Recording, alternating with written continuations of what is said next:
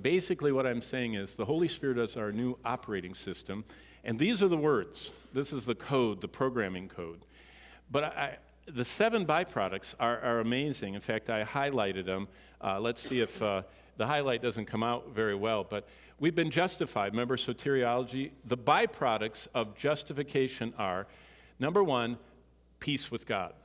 Number 2, we have unlimited access by faith, because without faith it's impossible to please Him. So we have to, by faith, come and partake, believing that in the account is everything God promised would be in there. In other words, the ATM card is given to us, the promise is made, the funds are there. We have to go and withdraw. That's what it means by faith.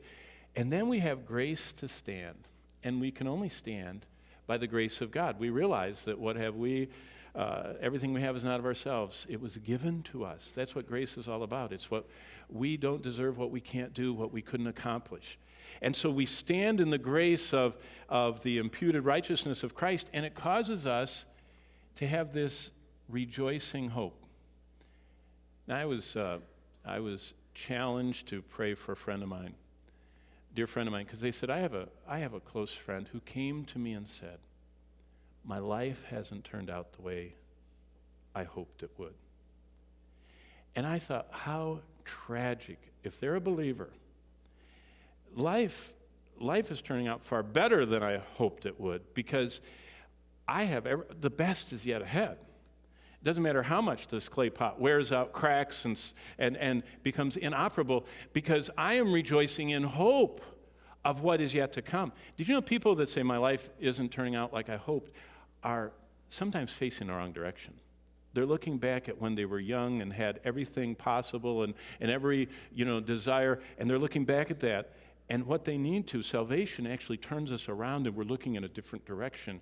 And we are actually saying, it's getting, like it says in Proverbs, that the new day dawns brighter and brighter every day for the righteous, because we're looking toward our heavenly city that has foundations and to the place prepared for us, which is far better than this place that we already know, if you've read Revelation, what's going to happen to it. So we're headed this way.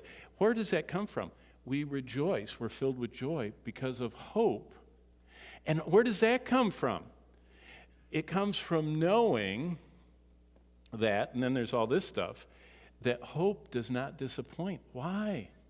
Because it's connected to loving God, and that is poured out in our hearts, and all of this comes by our operating system, the Holy Spirit.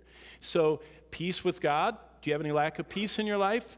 It's not God's problem, it's ours. It's a connection. It's kind of like, Bonnie and I were somewhere on this trip, and she said to me, honey, how come you're getting Wi-Fi and I'm not? And I said, okay, here. I said, go to the little gear thing and hit that. And I said, and go to that page.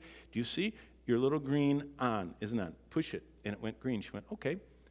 You see, that is what discipleship in phone and spiritual life is all about. If you don't have peace with God, you can do a diagnostic. It's produced by the Holy Spirit. Let's trace where the connection isn't there. If you don't have access, if you don't understand what all is available, you need to connect to the Holy Spirit. If you are not standing confidently in the grace of God and not a performance-based, trying to make God happier by doing more, if you are not overflowingly rejoicing in hope and not despairing that life isn't turning out the way you wanted, but you're rejoicing in hope of the glory of God. That's what you look forward to. And if you don't know that God's hope in you will never disappoint you, then His love is not being poured out because there's some lack of connection. And see, that's the. And by the way, there's nothing wrong with turning your Wi-Fi and everything else off when you're on an airplane. It's just, they tell you about 10 different things you're supposed to do.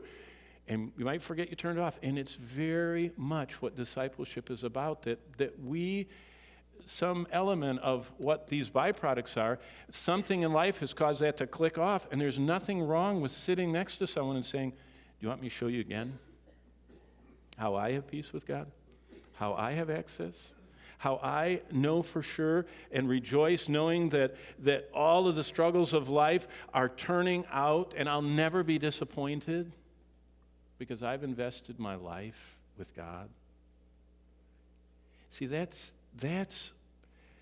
the first century, early church we read about, it was as natural for them to talk about the byproducts of justification as it is for elderly people to discover a flashlight and help each other. Because the early church was experiencing this stuff, and they wanted those that came to Christ not to miss any of the blessings. And so that's what discipleship is all about.